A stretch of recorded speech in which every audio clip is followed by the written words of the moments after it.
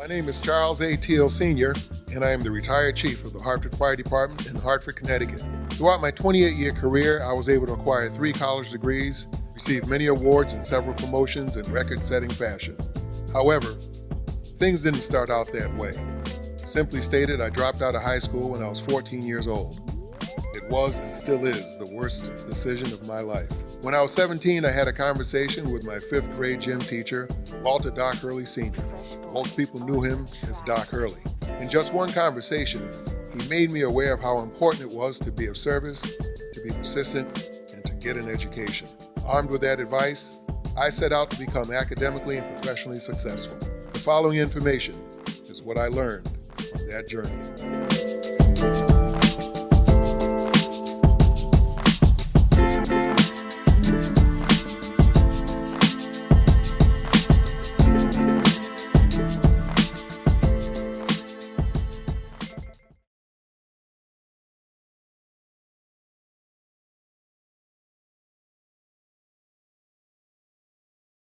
Hello and welcome to tool number 18 of Chief Teale's The Tools of Learning. We're at 150 Sisson Avenue, the home of Engine Company 11 and Ladder Company 5. It was here that I prepared for my first promotional exam. Because there were so many books to study, I had to develop a way to review all of the information in them. This portion of our program is about how that was accomplished effectively. If you were given a book of this size and told to study a portion of it every week, by the time you got to the last chapter, you probably would find it difficult to remember what you learned in the beginning of the book. This section of Chief Teale's The Tools of Learning is designed to address this type of challenge head on. When we study, we should accomplish at least 3 things.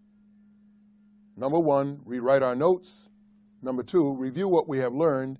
And number 3, learn something new. Well, tool number 18 is for those students and professionals who must learn large amounts of information over the course of months and sometimes even years. To utilize this portion of our program effectively, you will need the following things: books related to the course or subject you are studying, a 3-ring binder, a 3-hole punch, a small notepad, and the notes or memo application of your cell phone. The book or books related to the subject you are studying must be read thoroughly. As already presented, you should highlight as you read, but there is a way that future assignments must be handled. What I mean by that is, imagine that you have read chapter 1 of this very large book. Then you are assigned to read chapter 2 of the same book. Before you read chapter 2, review the highlighted sections of chapter 1 for at least 15 minutes. Then read chapter 2. This process of review and read must be followed each and every time you receive a new assignment. The sections you review and read will change from study session to study session because as time goes by, you will have read more chapters. However, the goal is not to review everything you have read. The goal is to review a portion of what you have read in rotating fashion. For only in that way will you be ready for the many midterm and final exams we all must take as we obtain our educations. Secondly, we will have notes we have taken and handouts that must be read. These things must be read, highlighted, and placed in our 3-ring binder. They should be labeled according to teacher, subject, and the date it was received. These items must also be reviewed in rotating fashion. Lastly, if you are preparing for a major exam, you will have many books, notes, and handouts to review. They must all be reviewed in rotating fashion. However, you will find some things that you must review so difficult to remember that you must review that information more frequently. Whenever you have information that is very important but also very difficult to remember, place that information in a notepad or the notes or memo application of your cell phone, as brought out in tools number 14 and number 16. Review that information in rotating fashion also. Although tool number 18 regarding organizing information is comparatively brief, it is essential to anyone who must study a lot of information for a very, very important exam. Hello and welcome to tool number 19 of Chief Teale's The Tools of Learning. We are at the old fire headquarters of the Hartford Fire Department.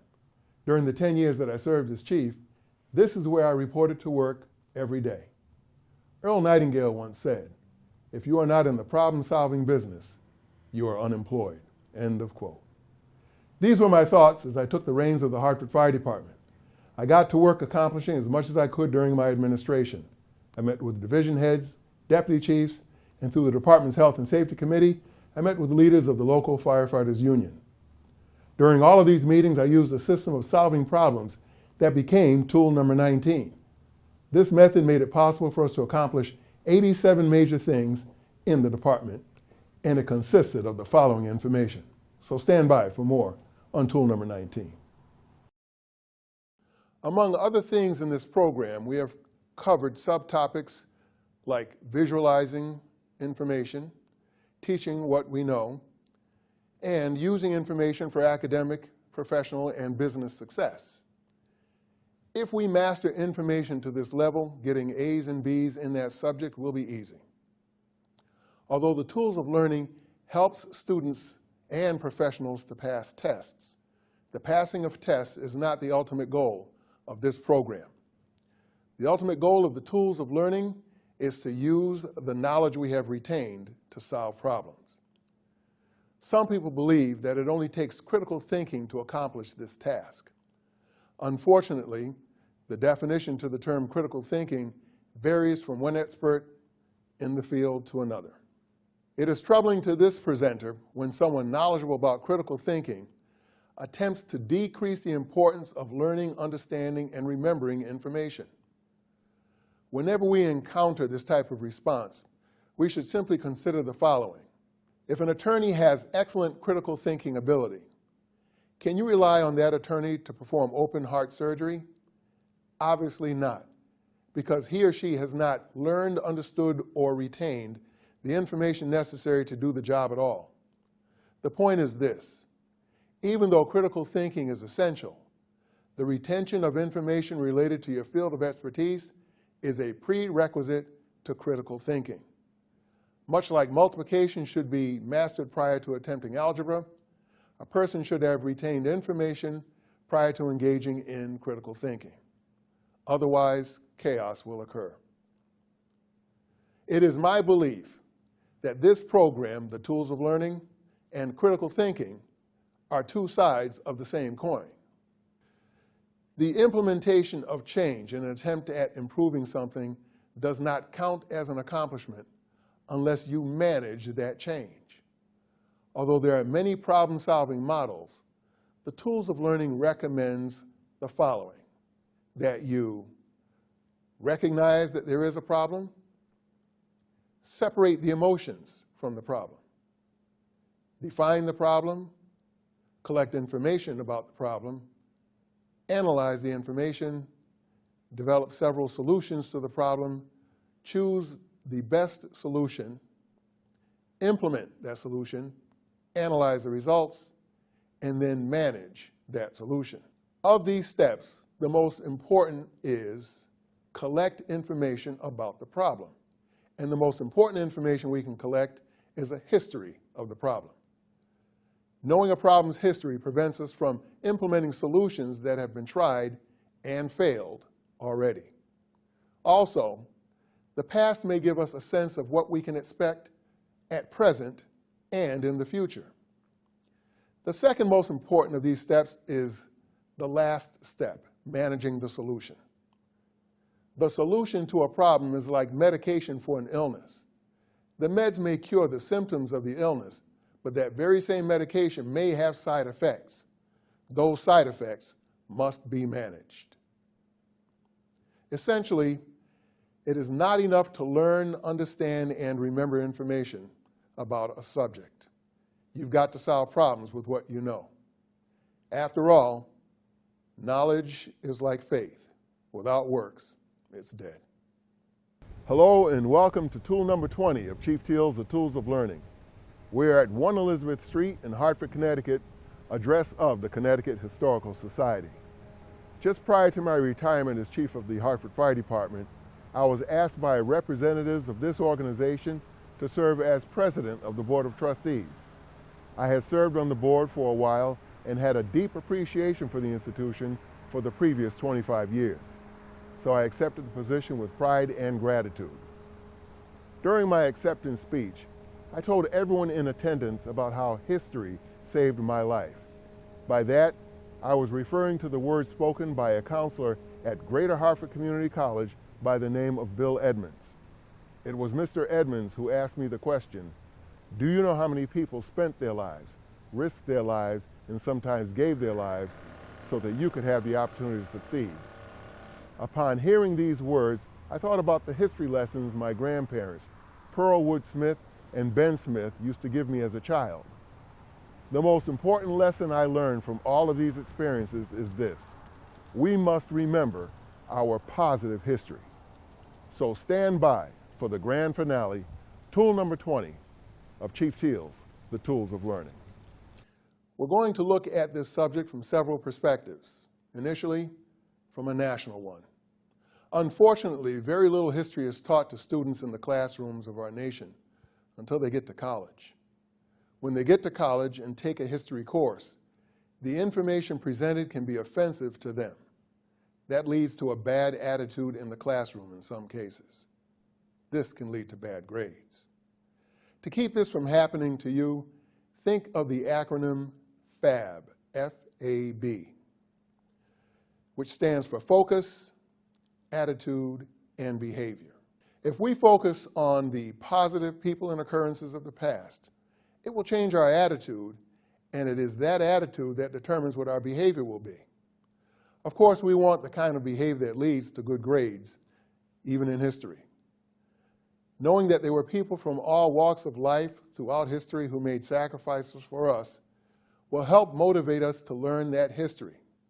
If we know who made those sacrifices, we will be more inclined to apply ourselves academically and professionally out of a sense of gratitude to them. Also, as Booker T. Washington once said, you measure the size of the accomplishment by the obstacles you had to overcome on the way to reaching your goals. When you take into consideration the obstacles that our nation had to overcome, you have to say that this is the greatest country in the history of the world.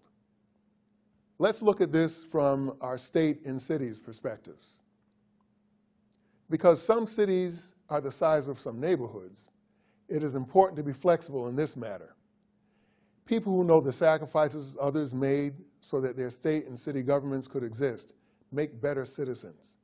And knowing those sacrifices enhances your desire to be a better citizen also. So let's look at it from the perspective of our employment organization. The supervisors of where we work usually have a great appreciation for our place of employment. One of the reasons they appreciate it so much is the positive effect that organization has had on their lives.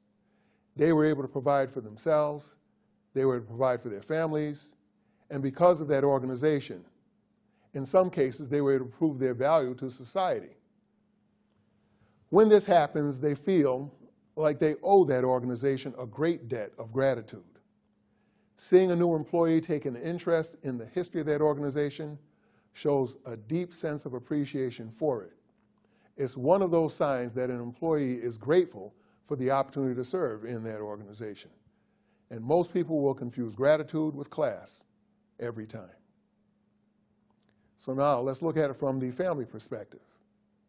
It is wise to remember those students from cultures who typically receive excellent grades in school. When asked why they do so well, some of them reply, because I don't want to bring dishonor to my ancestors. Those of us who don't know our ancestors sometimes don't have that level of motivation, but we should, because even though we don't know who they were, they lived and sacrificed for us, so we still owe them. Well, that brings us to the end of this program called Chief Teale's The Tools of Learning. It's a program that took 32 years and 312 revisions to create in its entirety. It has benefited me in ways I cannot fully describe. Although I no longer use it as a fire chief, I still use it to teach subjects like reading, writing, and math. However, my purpose in presenting this information was not to benefit me. It has already served me well. There are others who will realize their academic and professional goals with this program. I sincerely hope that you will be one of them. Well, that's all from Chief Teale's The Tools of Learning. Remember, never stop hitting the books.